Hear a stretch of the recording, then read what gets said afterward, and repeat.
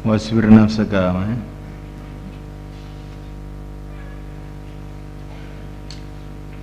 Wasbir nafsaka dan betah-betahkanlah nafsaka diri engkau, ihbisha, yakni tahanlah diri kamu, ma'alladzina yad'un rabbahum, bersama orang-orang yang doa kepada Tuhannya bil ghadati wal asyi, pada waktu pagi, waktu sore. Kata-kata doa waktu pagi, waktu sore ini kalau melihat asbab nuzulnya juga termasuk zikir pagi sore. Ini maknanya pagi sore itu dalam bahasa Arab itu bisa maknanya pagi sore betulan, pagi dan sore. Bisa maknanya itu pagi sore itu maksudnya terus menerus. Jadi siang malam, kayak kalau di kita siang malam. Begitu juga pagi sore itu maksudnya dalam bahasa Arab bisa dengan berarti terus itu istiqomah di dalam zikrullah.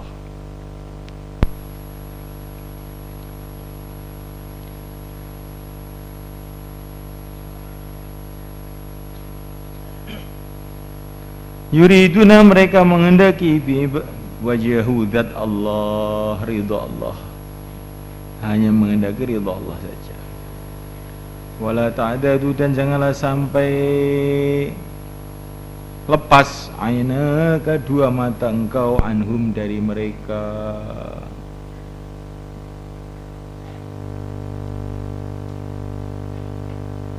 Ini melihat orang ahli zikir dapat pahala. Wala ta'du ainaka, janganlah sampai lepas, berpaling, melengos aina kedua mata engkau anhum, dari mereka. Kalau melihat bintang film itu dosa, ngerti? Atau lihat santri tapi dengan syahwat juga dosa, walaupun sama-sama laki-laki. Kamu kira nggak dosa? Saya kira ibadah, bukan. Itu dosa itu. Kalau santri putri malah dapat pahala. Kalau sudah dikawin tapi syaratnya. Kalau belum dikawin dosanya tambah besar lagi. Wala ta'du ainaka anhum turidu zinatal hayatid dunya, kamu menghendaki hiasan penghidupan dunia.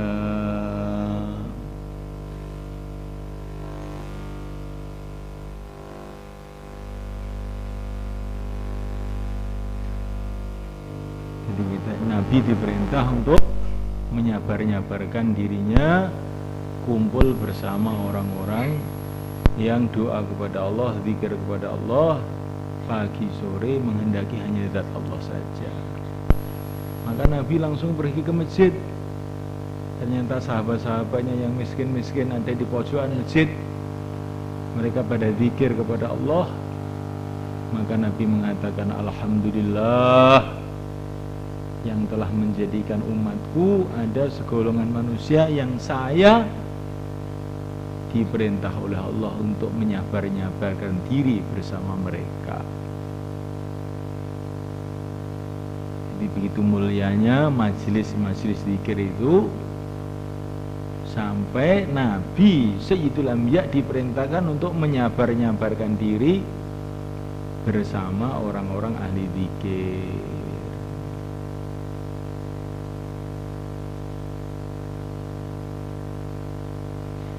Mulia ahli zikir. Ini tafsir secara umum. Orang-orang sufi, orang-orang ahli hati, orang-orang ahli batin punya kefahaman lebih dalam lagi. Dalam majlis-majlis zikir itu ruhnya Rasulullah itu hadir. Dalam majlis-majlis zikir itu ruhnya Rasulullah itu hadir. Kalau orang-orang yang hatinya jernih bisa melihat itu. Karena waktu hidupnya itu Rasulullah disuruh nyabar-nyabarkan diri bersama orang ahli zikir. Rasulullah setelah wafat pun rohnya itu hadir itu di majelis-majelis zikir. Maka kamu kalau bersama orang-orang ahli zikir sing senang, ini Rasulullah hadir di rohnya. Orang-orang ahli zahir engkar. Ngomong apa itu? Loh saya melihat kok ngomong apa? Mata kamu buta, ya nggak bisa melihat. Butanya bukan buta mata, tapi buta hati. Innaha la ta'mal absar, walakin ta'mal qulubul lati fis sudur. Yang buta bukan matanya, yang buta hatinya karena banyak dosa. Kala bal rana ala qulubihim ma kanu yaksibun. Ini tafsir sufi namanya. Kamu harus tahu juga ini.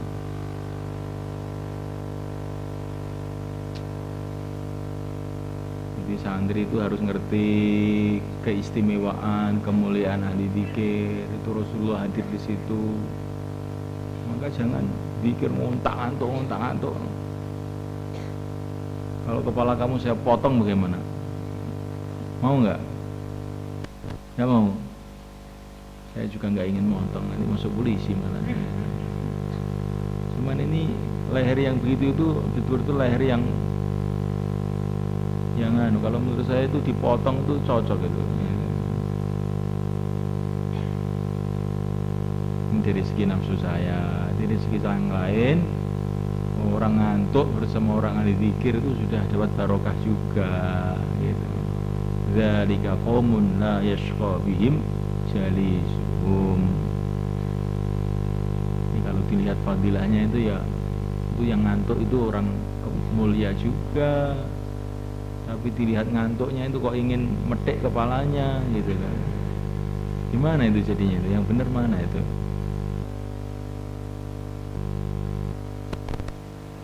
Nah, kita husnudzan aja sama orang Islam ya.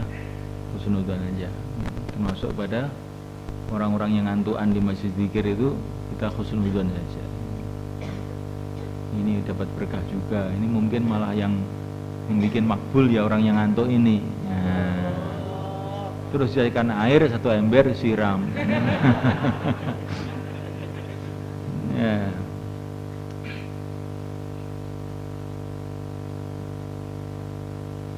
Wala tuti' man aghfalna qalbuhu dzikrina, jangan kamu ikuti orang yang aku telah lupakan dirinya dari zikir kepada aku.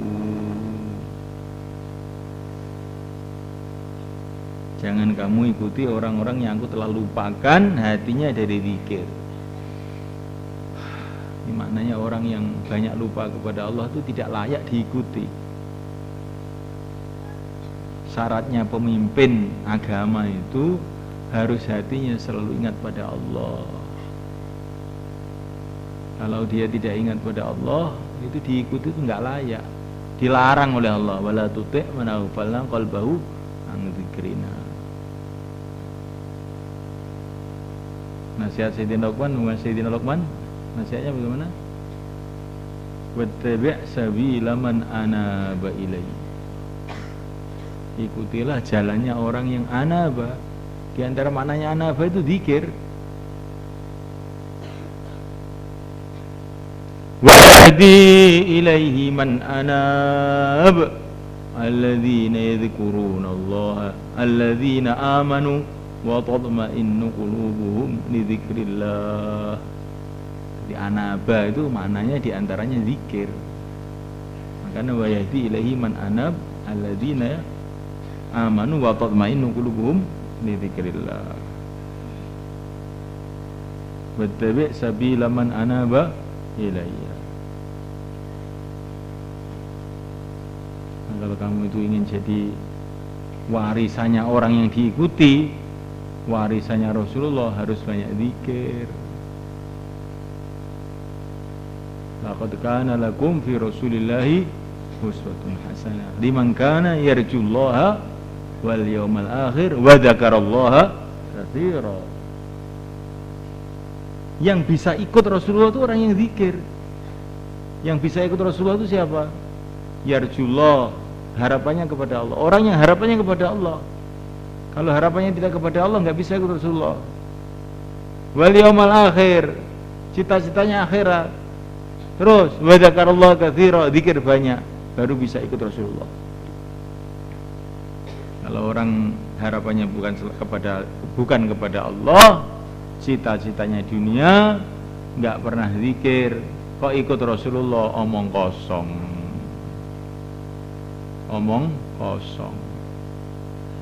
Ikut Rasulullah itu harus ya Rasulullah wal yaumal akhir wa dzakarallaha 3 kali, bukan katsira, zikir yang sebanyak-banyaknya.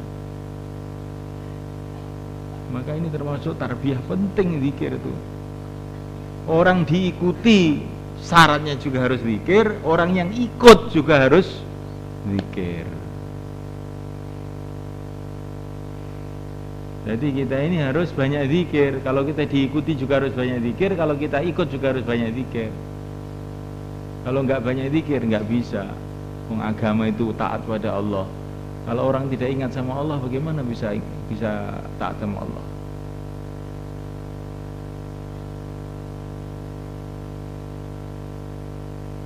Itu ikhwan. Ini kalau kamu cari panutan itu kamu lihat selalu ingat pada Allah apa enggak. Jangan hanya orang, wah ini pinter hujahnya, pinter bicaranya, pinter ini, pinter itu. Kalau nggak banyak ingat pada Allah, nah itu nggak layak diikuti. Nggak banyak ingat akhirat, nggak layak diikuti.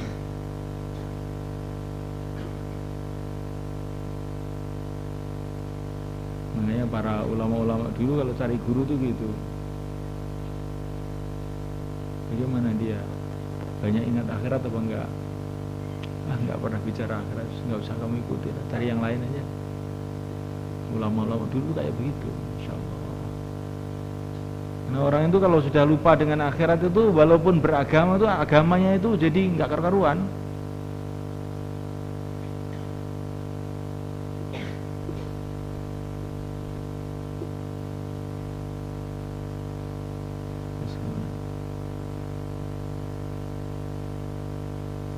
Wattaba'ahu, dan dia mengikuti hawa nafsunya. Wa kana amru furada, dan urusan dia adalah kelewat batas. Orang itu kalau sudah banyak lupa kepada Allah, akhirnya meninggalkan aturan-aturan Allah, akhirnya segalanya kelewat batas. Pakai celana yang kelewat batas sampai tanah.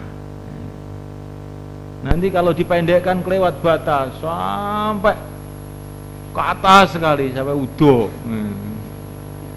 Ini orang kelewat batas. Jadi kalau panjang terlalu panjang, kalau pendek terlalu pendek, itu orang yang lupa pada Allah itu gitu. Itulah orang-orang kafir. Orang kafir itu orang kelewat batas. Apa sih kelewat batas? Kamu lihat kehidupan orang kafir kan kelewat batas semuanya.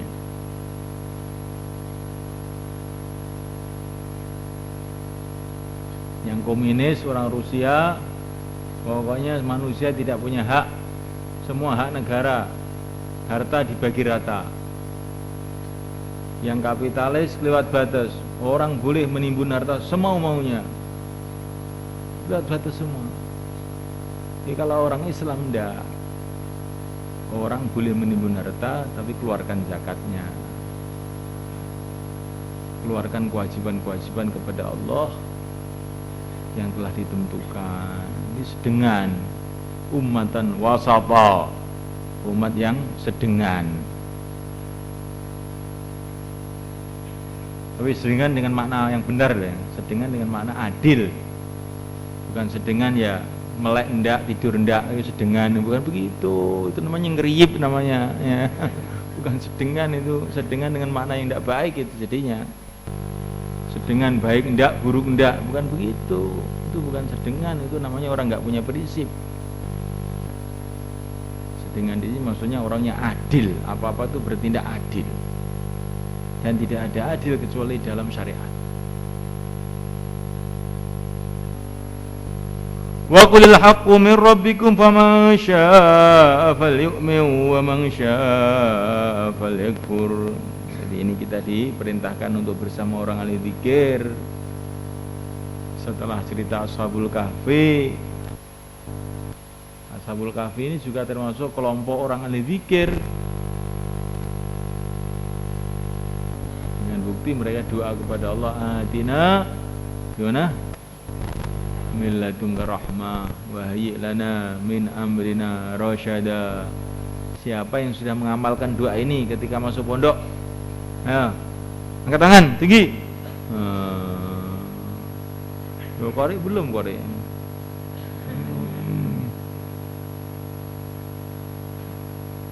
Kalau nggak mengamalkan doa ini, khawatir nggak betah di Temburu. Dan nanti kalau pulang ilmunya nggak laku. Jadi kalau amalkan doa ini, insya Allah mondok betah.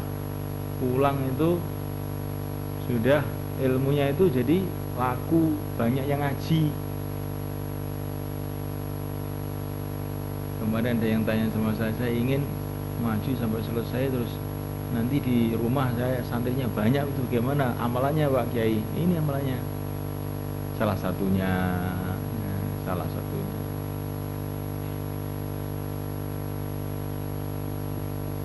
Diamalkan ini betul ini. Jangan ngaji enggak diamalkan terus bagaimana, kan rugi.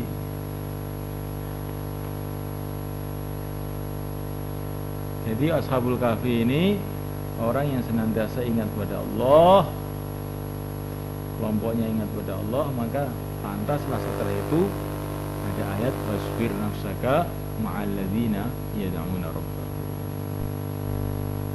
Karena sudah menjadi sunnatullah, orang itu akan terpengaruh dengan amalan temannya. Al-mar'u ala dini khalilihi falyanzur ahadukum man yukhalil. Orang itu amalannya sesuai dengan amalan temannya. Hendaklah kamu perhatikan siapa yang kamu temani. Biasanya itu kalau anak nakal itu kan punya ini, klub nakal tuh punya, diam-diam itu ada itu, channelnya itu ada. Begitu juga kalau orang itu rajin, itu mesti punya teman-teman rajin.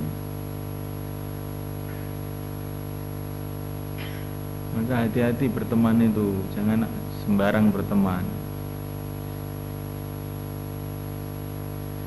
Maka ada santri itu datang sama saya tidak betah Pak di sini. Kenapa?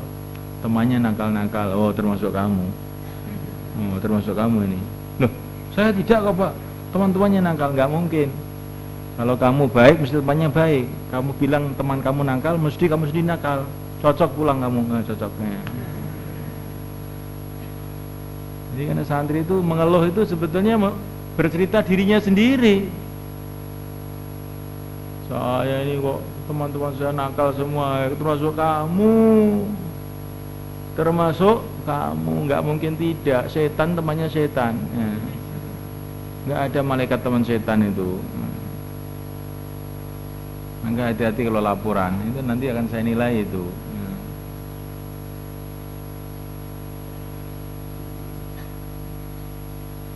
Wa qul, katakanlah al-haqqu, perkara yang hak min rabbika adalah dari Tuhanmu. Perkara yang hak adalah dari Tuhanmu. Apa yang dari Allah, maksudnya ini Al-Quran dibawa oleh Rasulullah, itu yang hak ini. Setelah perkara ini hak jelas benarnya, faman syaa'a falyu'min wa man syaa'a falyakfur. Siapa yang mau hendaklah dia beriman, siapa yang mau hendaklah dia kufur. Tapi ini bukan maksudnya suruh terserah kamu mau iman mau kafir, bukan. Ini suruh kamu tuh mikir. Kalau mau iman silahkan iman, kalau mau kufur silahkan kufur. Tetapi inna a'dadna lidh-dhalimina nara ahata bihim suradiquha.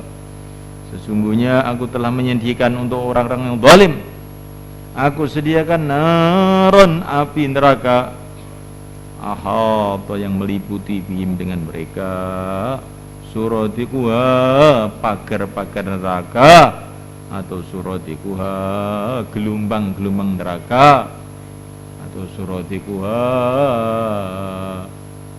nyala-nyala neraka. Karena suratik itu maknanya ya apa itu, bisa dengan makna pagar-pagar, bisa. Narun muqsadah, narun muqsadah, muqsadah maksudnya dipagar. Orang di neraka itu dipagar, nggak bisa lari kemana-mana.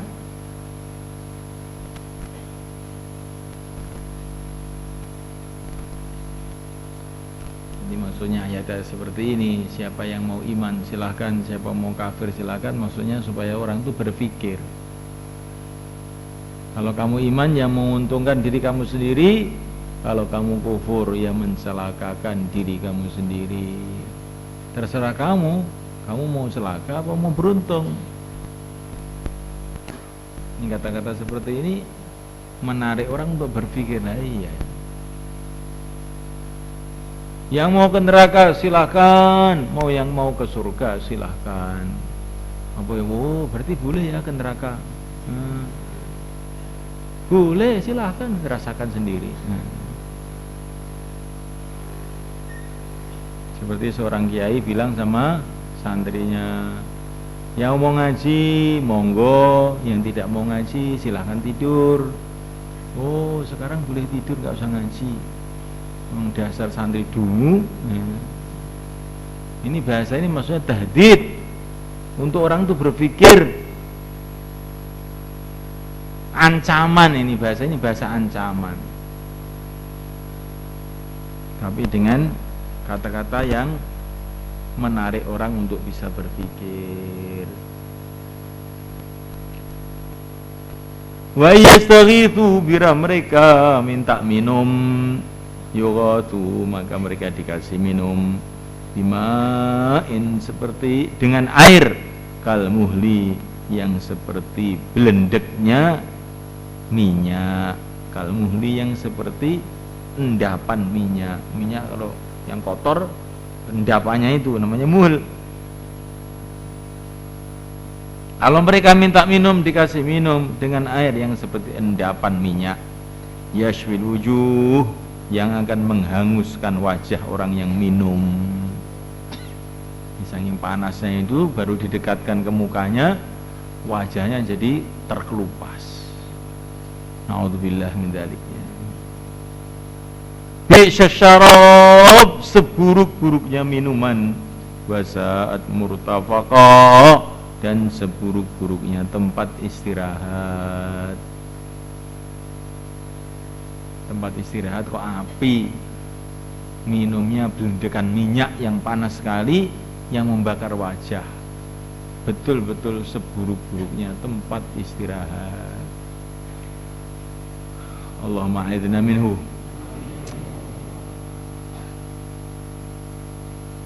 Tetapi innalladzina, sesungguhnya orang-orang amanu, yang mereka beriman, wa amilus shalihat, dan mereka beramal yang soleh, inna, sesungguhnya aku, la nudhi'u, tidak akan menyia-nyiakan, ajra man ahsana amala, pahala orang yang memperbaiki amalnya.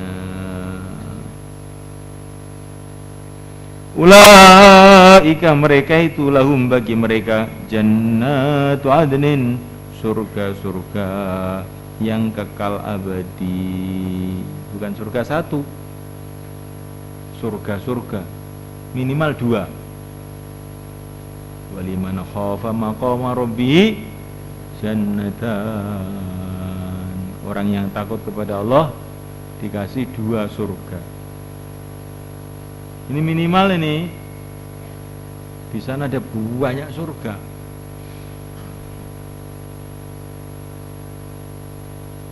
Maka itulah dikatakan para ulama, perbandingan dunia dengan akhirat itu seperti perut ibu dengan dunia ini. Bayi yang ada di perut ibu bisa nggak membayangkan kampung, negara, pulau-pulau, langit, bumi, nggak bisa membayangkan. Dia ini sempit. Tetapi sampai di dunia belak, wah, ternyata ada tempat luas sekali. Begitu juga kita ini di dunia ini ya nggak bisa membayangkan namanya surga itu luasnya kayak apa. Setelah kita masuk di akhirat, Masya Allah, ternyata dunia ini sempit dibandingnya akhirat. Kayak perbandingan perut ibu dengan dunia ini.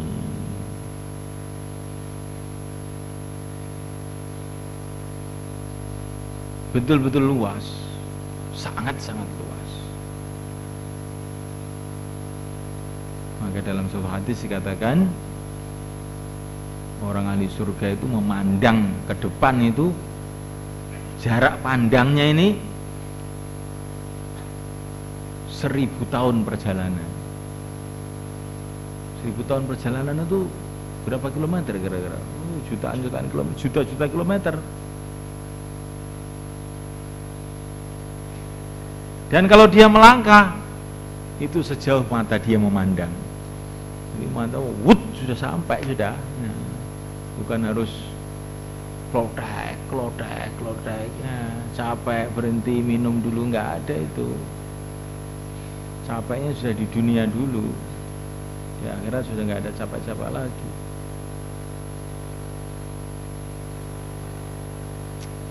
Allahumma ij'alna minhum. Tajri yang mengalir min tahtihim, dari tak bawah mereka al-anharu, sungai-sungai. Jadi mereka itu tinggal di istana-istana yang begitu indah. Istananya itu di bawah itu mengalir sungai-sungai di bawahnya. Bukan sungai harus pergi ke Terangkil dulu, nggak usah. Ya. Itu di bawah-bawah istana-istana mereka itu sungai-sungai. Dan sungainya itu tidak ke bawah, ke dalam tanah, tidak. Sungai di surga itu mengalir di atas permukaan tanah. Kemudian dikasih tanggul-tanggul. Tanggul-tanggulnya dari gunung-gunung intan. Nah, gak pernah lihat kamu? Masya Allah. Mengalir di atas permukaan tanahnya. Tanahnya itu pun dari kasturi, Pak kasturi padat. Nah, dikasih tanggul-tanggul dari intan, berlian. Terus di tanggul-tanggul itu ada berdiri manusia-manusia yang cantik-cantik sekali. Terus bernyanyi-nyanyi. Nyanyiannya kalau kamu dengar mati sekaligus. Nah, selawatan Al-Fatihah sudah nggak laku lagi di sana. Nggak laku. Itu di sana tuh nyanyiannya indah sekali, betul. Sangat-sangat indah itu. Ditambah lagi nyanyiannya itu ada yang putra, ada yang putri. Yang putri itu bidadari-bidadari, yang putra itu malaikat karubiyun. Nyanyiannya itu nyepot jantung itu, seumpama bisa cepot itu. Saking enaknya itu. Dan orang yang dulu di dunia suka mendengarkan musik tidak diizinkan datang ke situ. Ini khusus surga santri yang nggak pernah dengar musik.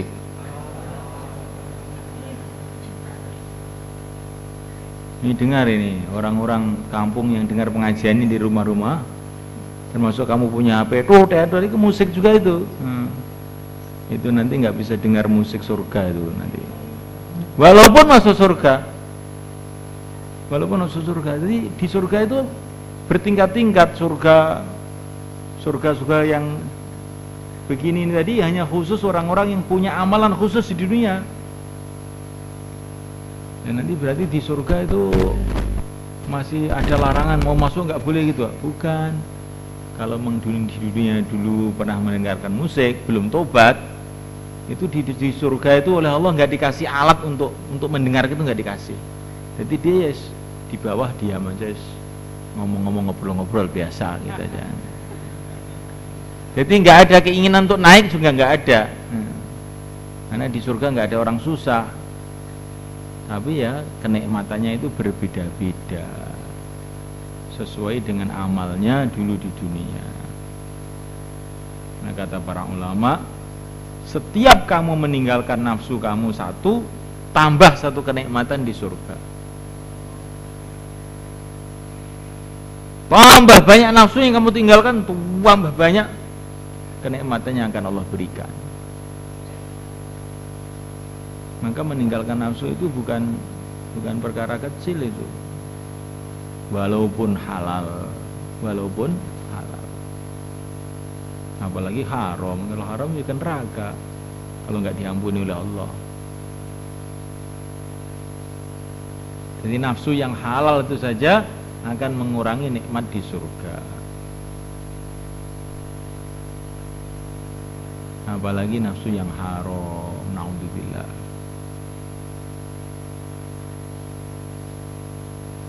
Yuhallawna, mereka dikasih perhiasan fiha di dalam surga, min asawiro, dari gelang-gelang, min dahabin, dari emas. Kalau di dunia nggak boleh, kalau di surga mereka dikasih gelang-gelang dari emas. Yuhallawna, dikasih hiasan. Jadi mereka ini karena orang-orang mulia, raja-raja, itu kalau pasang gelang bukan dipasang sendiri, cari sendiri, ambil dari lemari sendiri, enggak, ada yang bagian khidmat masang gelang. Ya, ada wildanun mukhalladun, pemuda-pemuda yang ganteng-ganteng, yang selamanya muda terus, nggak bisa tua. Bagian masang gelang, pasangan gelangnya ini. Nah, maka kalau saya pakai gelang jam tuh nggak mau saya. Ini belum di surga kok sudah pakai gelang. Apa haram? Bukan. Saya tidak mau, saya bukan haram, bukan. Oh, ini untuk jam supaya saya tahu ngaji itu jam berapa kok Pak? Iya, nggak apa-apa. Kalau saya saku aja. Kalau punya gelang jam juga saya itu, jadi saya saku aja. Saya khawatir mengurangi nikmat saya di surga itu. Ini kok angel banget masuk surga, banyak angel masamu.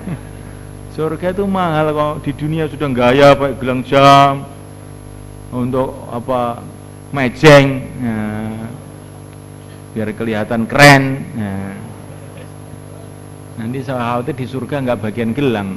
Loh, kamu dulu di dunia sudah pakai, di sini mau pakai lagi. Nah, repot kita. Wah, ini tambah larangan lagi ini. Ini bukan tambah larangan, ini pikiran saya saja loh ini. Ini nggak ada kitabnya ini. Cuman ini kayaknya benar menurut saya itu. Ya. Karena dengan kaidah umum, pokoknya apa saja nafsu kita tinggalkan, kita akan dapat gantinya di surga. Dan saya lihat guru-guru saya yang wali-wali itu nggak ada yang pakai gelang jam itu. Yang wali-wali itu, yang guru biasa itu ada, yang wali-wali nggak ada yang pakai. Kalau ingin jadi wali nggak usah pakai.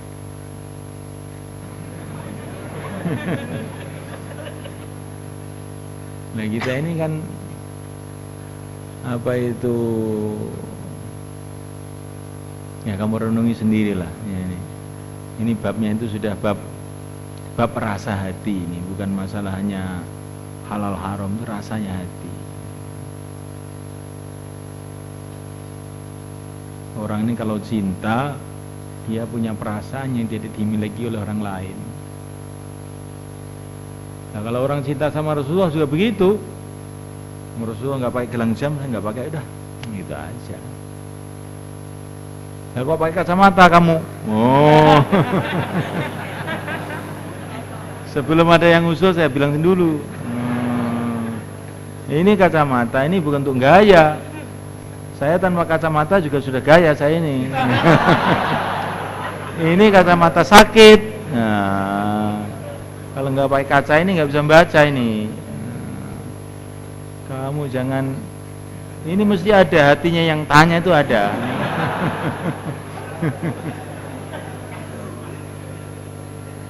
Saya itu terasa kok dalam hati itu. Orang itu marah, orang itu ngengkel, saya terasa. Walaupun tidak semua saya ceritakan. Kalau semua yang saya rasakan saya ceritakan, wah rusak semua nanti. Saya sendiri yang rusak. apalagi.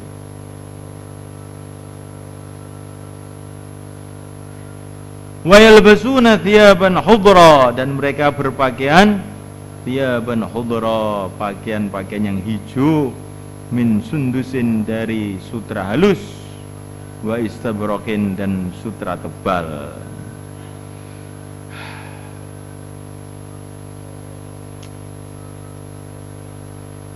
Jadi kalau hiasan yuhallawna, ada petugasnya yang bagian pasang gelang, yang bagian pasang yang hiasan, ada petugasnya. Tapi kalau pakaian pakai sendiri, wa yalbasuna thiyaban khudra. Kalau pakaian dipakaikan orang lain ya nggak enak tuh ya. Kalau pakaian itu pakai sendiri. Ini walaupun raja paling besar seluruh dunia, kalau nama pakaian pakai sendiri. Kecuali orang sakit aja dikasih pakaian orang lain itu. Tapi kalau hiasan itu ada bagian khidmatnya. Jadi Masya Allah, kata-kata Al-Quran ini lembut sekali ini.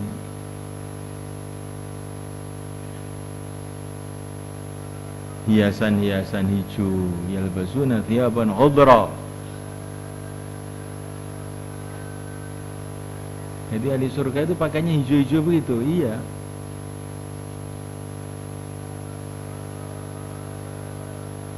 Kok nggak putih ya? Ada juga yang putih, kalau yang mau putih. Tapi hijau itu di dunia saja, kalau hijau-hijau kan senang, ayem. Nah, di surga tempatnya ayem, bukan tempatnya panas, bukan tempatnya orang susah, maka hijau-hijau cocok. Maka itu orang-orang Yaman tuh, ulama-ulama Yaman pada pakai sal hijau. Maksudnya supaya dia teringat surga itu. Kira-kira gitu loh. Pakai sal itu loh, pakai kemul, pakai selimut hijau, biar teringat surga. Orang di surga pakainya hijau-hijau. Surga itu ada yang hijau semua, hijau, pakainya hijau, bangunan-bangunan yang hijau. Ada yang serba putih, putih semua. Macam-macam lah, pokoknya apa aja yang kamu mau di sana ada. Cuma yang diceritakan di sini hijau. Sutra-sutra hijau yang halus, yang tebal. Muttaqiin, mereka pada bersandaran via di surga al-araik, atas dipan-dipan arikah. Di surga itu bukan tempatnya orang kerja, tempatnya orang enak. Maka mereka duduk itu bukan duduk iftiros begitu, tidak. Duduknya itu sambil bersandaran di dipan-dipan. Araik itu dipan-dipan yang dikasih selambu-selambu kayak temanten, pelaminan temanten itu namanya araik.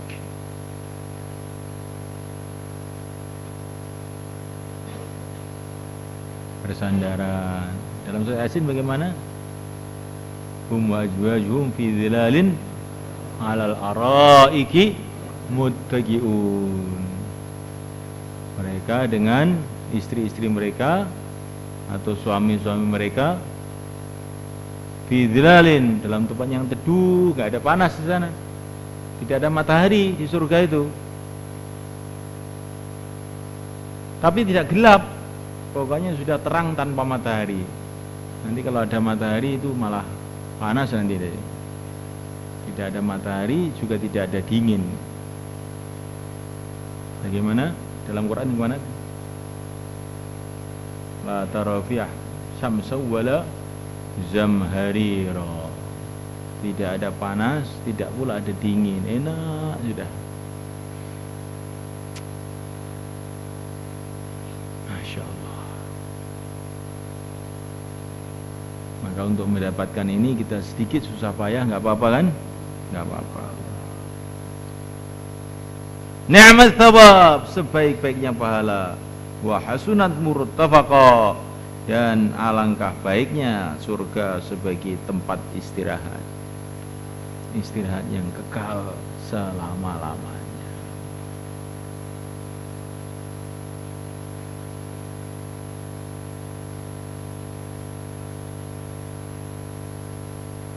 Ini baru tempatnya, sudah sering saya ceritakan. Ini baru tempatnya, ini sudah kayak begini enaknya. Belum temannya, wa man yuti'illaha war rasul wa ulaika ma'al ladzina an'ama Allah 'alaihim minan nabiyyin wasiddiqin wasyuhada wassalihin. Teman-temannya itu para nabi, para siddiqin, para syuhada, para shalihin.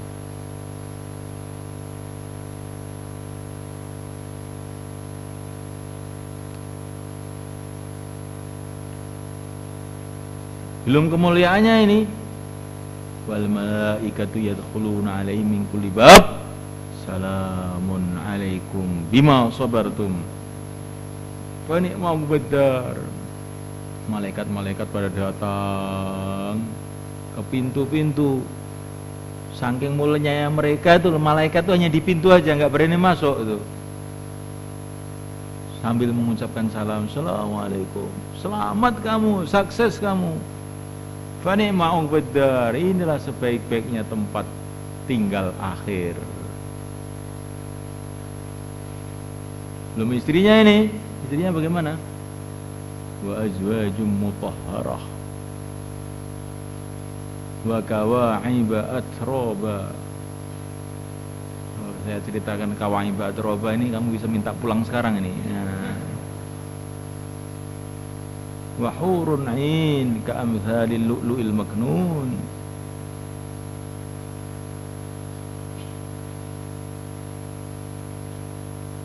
Belum pelayannya ini, pelayannya bagaimana? Wa yatufu 'alaihim wildanun mukhalladun idza ra'aitahum hasibtahum lu'lu'an mansura. Pemuda-pemuda yang ganteng-ganteng itu baru lihat tok sudah senang. Mukhalladun, sudah 1.000.000 tahun juga masih begitu aja, nggak tua-tua. Kalau di dunia ya waktu mudanya itu ganteng, nanti udah 50 tahun gantengnya hilang.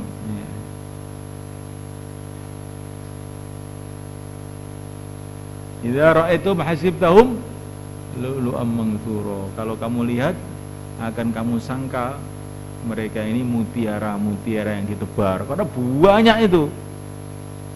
Pemuda pelayannya itu banyak, setiap orang 80.000 paling sedikit.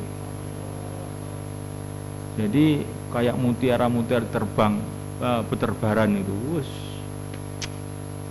Masya Allah, enak betul surga itu kelihatannya. Belum lagi wujuhu yawma idzin nadhirah ila rabbiha nadhirah. Ini puncaknya wajah di surga berseri-seri melihat Tuhannya. Ini sudah notok, ini sudah.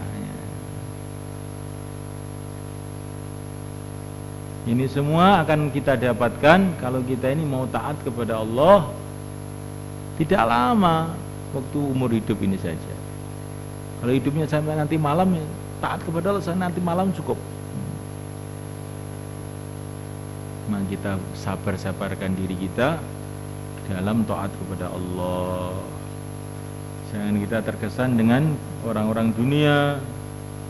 Saya ngaji amal agama ini dapat apa saya ini?